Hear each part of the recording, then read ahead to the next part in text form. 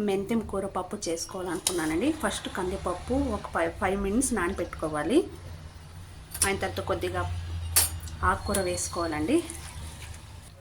ఇలా మెంతెం clean wash చేసుకోవాలండి వాటర్లో. దీంట్లోనే నేను కొత్తిమీర, కరివేపాకు అవన్నీ కూడా వేసినానండి వాటర్లో. ఈ కందిపప్పులోకి వేసుకోవాలండి.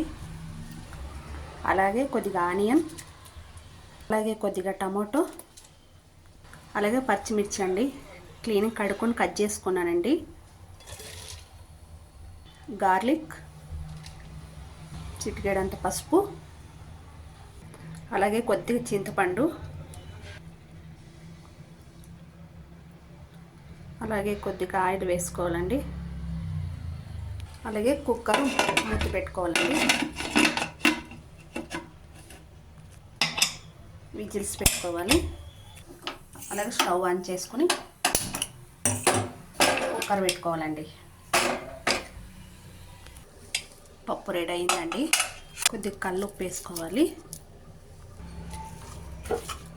పప్పు గుత్తి ఇట్లా రాముకోవాలండి, నైస్గా వస్తుంది అప్పుడు. పప్పుకు తిరువాతకి ఇవ్వాలండి. దీంట్లో ఆవాలు, జీలకర్ర, ఎండుమిర్చి,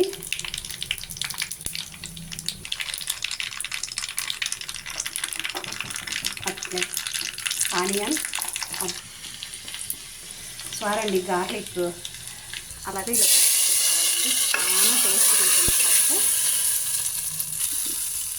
మెంతె కూర పప్పు రెడీ.